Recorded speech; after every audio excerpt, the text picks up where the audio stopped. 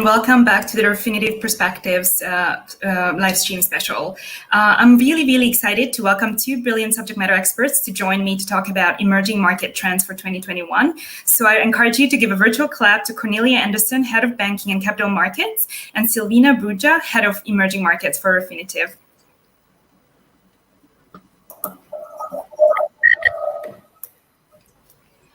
So to kick us off, I wanted to turn to you, Silvina, first, just to share your, capital market trends to look out for 2021. Sure. Thank you for the invitation. It's a pleasure to be with you ladies. I think that first trend I want to mention today, it's in similar manner to what we are seeing in developed financial markets or financial hubs. What we are seeing is that ESG or sustainable finance really is becoming mainstream. It's in addition of the benefits we already know about sustainable finance, the relevance of the ESG factors is growing fast in most emerging markets with the purpose of attracting international investors and boosting the economy. And what we can do or achieve with considering the ESG factors when we take an investment decision is to remove all the volatility from the short term to show the real value of the companies. And let me share with you very quickly some of the survey results we did last year while we have webinars or sessions like this with customers all around the world. So in the Middle East, for example, when we ask about consideration of sustainable finance factors in the portfolios, more than almost 80% of the audience said that they are considering already in their portfolio allocation the sustainable finance or ESG factors.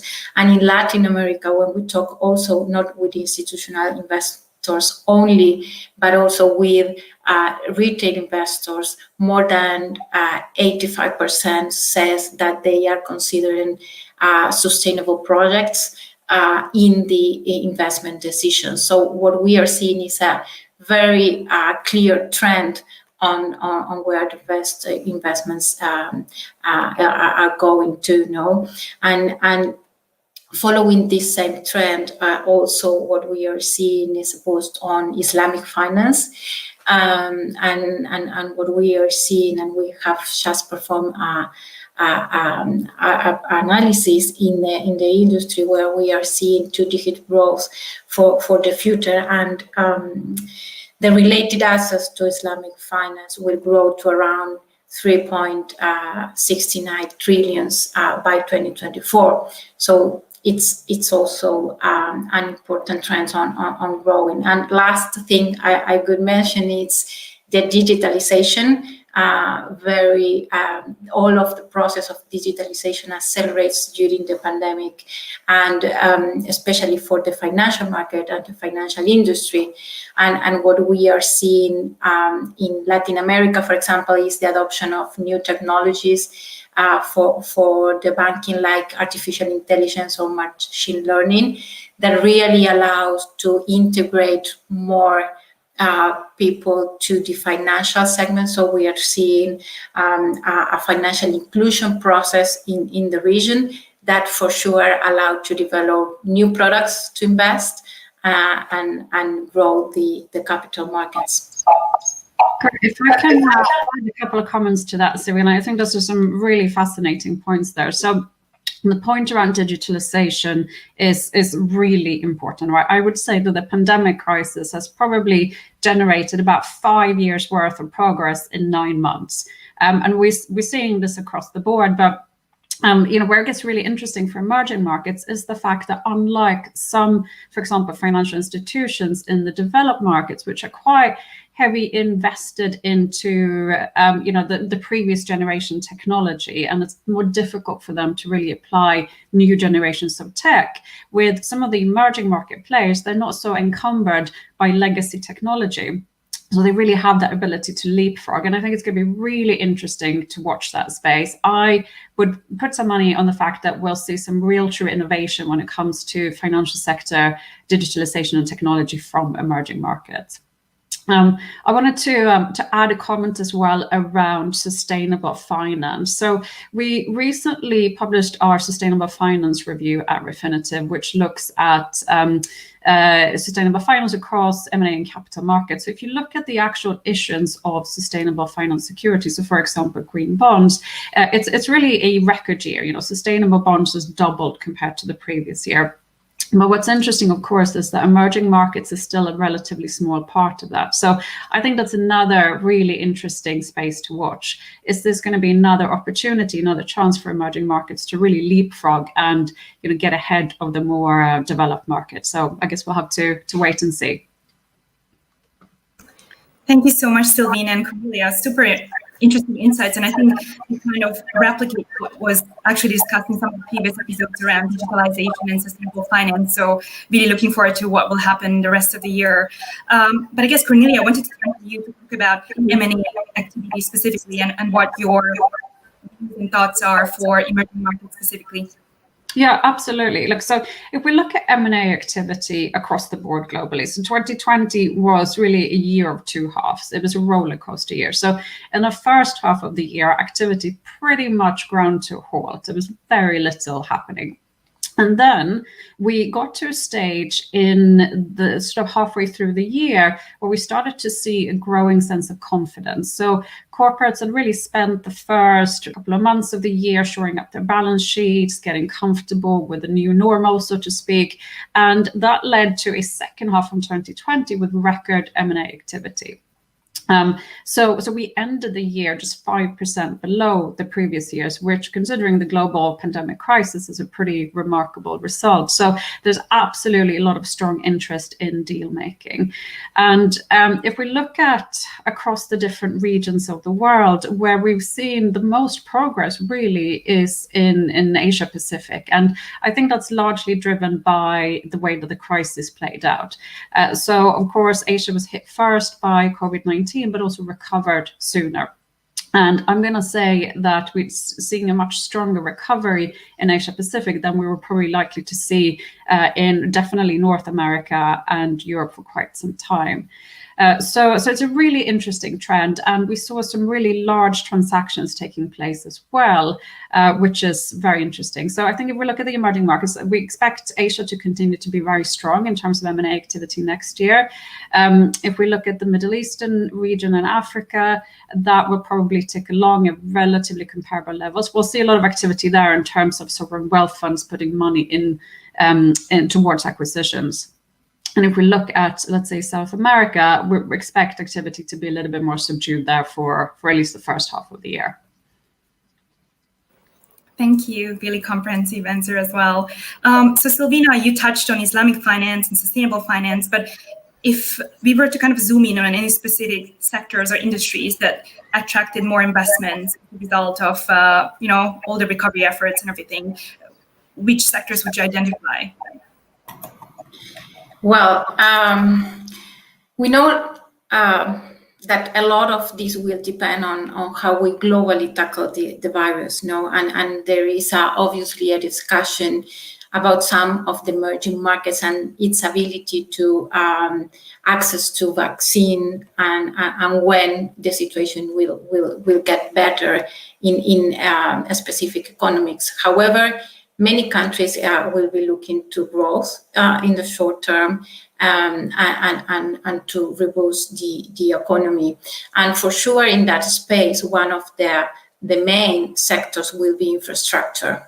And you had the opportunity to discuss this early today with in another session where Mike Raudman explained a lot about what is happening in the infrastructure market and what we are just launching last week about our infrastructure app. I saw a very interesting analysis from PwC that just mentioned that the asset under management in infrastructure will be doubled by 2025. So what we are all seeing in the industry is that is infrastructure as an asset class and one of the opportunities worldwide to robust economies to develop to return to growth. But I think, in particular for emerging markets, is a great opportunity. It's a big opportunity. So I think that could be one of the sectors that appears at the beginning on the transition and the recovery into growth. Thank you. And yeah, if anyone wants to kind of tune into the infrastructure episode, we have that on demand on our social media pages. So Cornelia, back to you, I guess, talking about cross-border deal making. What are your predictions for 2021? Yeah, that's a great question, right? Because I think that was one of the unanswered questions earlier this year. It was, what's the impact of the pandemic crisis on international deal making? So we're talking about cross-border activity, right? Where you have an acquirer in one country acquiring a party in another country. So interestingly, cross-border M&A activity has gone up in 2020. So the pandemic crisis has not put a stop to that. And I think where that really comes from is that there are particularly a number of large corporates that are being very strategic in their approach. So pandemic crisis has given them an opportunity to really rethink their strategy. So we're likely to see both some divestitures as well as some further acquisitions. So the outlook for cross-border activity is actually pretty good going into 2021. And pandemic crisis aside, it's actually a good environment for deal making. Equity markets are high, investors are willing to invest for growth, interest rates are low, which means access to relatively cheap debt financing. So I expect that we'll continue to see an increase in international M&A. Great, thank you. It's great being on all these episodes because there's a lot of positivity, and I hope that's something that will translate into real change, I guess, on the ground. So the final question I had is for you, Silvina, because when I think of emerging markets and emerging economies, I guess the immediate knee-jerk reaction is to think about China. And we've had an episode obviously dedicated to China's economic outlook, and there was a lot of positivity there as well around China's growth and the fact that it's one of the only economies not to contract at the end of 2020.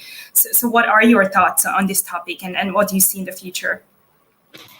Yes, well, the short answer is yes. We are seeing growth in China, and I think that to a certain degree we are already seeing that recovery in China now. It is one of the economies that reopened first, and there are many industries that are growing within the country. The CSI 300 index that represents the performance of the equity markets, it's growing, and it's up to the values or even higher than the values before the pandemic. So what we are seeing is outperformed during the end of the year, and we are seeing these trends. And also when we are seeing economic indicator like exports or imports, we are seeing a recovery there. So many industries are going back in a way to growth and to the values before the pandemic, and we think that these trends will remain in the upcoming months. So yes, answering your question very briefly, it's a growth opportunity there too. Yeah, and I would completely agree with that, right? If you look at capital markets, for example, you have some great initiatives such as the Star Market, which is dedicated to promoting large technology IPOs. And it's a really interesting initiative. And if you look at activity, the Star Market definitely gave Nasdaq a run for its money. So I think we're going to continue to see lots of activity in China across capital markets, but definitely also in terms of M&A. So I couldn't agree more with you, Silvina. Thank you both so much. So that's the end of my questions for our episode, but a lot of food for thought, I think, around sustainable finance, Islamic finance, positive outlook for deal making, and really digitalization, perhaps really having emerging economies taking the leading role. So plenty, I guess, to look for forward to for 2021. And I wanted to thank you, Cornelia and Silvina, for joining us today. If anyone wants to kind of find out more around this topic, we have a webinar that's available on demand on the Israeli-UAE peace deal. So I think there's a QR code on screen now. And as always, there's a link in the chat as well if you want to register for the webinar. And this actually marks the final show that I'm running today. So I just wanted to thank you from the bottom of my heart for patiently being with me on all the episodes for those who were here since the morning. But the live streams are not ending, and I'm handing over to my co-host, Shahad Makiza, who will be back in about 45 minutes at 6 p.m. Singapore time, 10 a.m. London time, to talk about all things natural language processing. So I'll see you back tomorrow for the final 2 episodes, and until then, take care.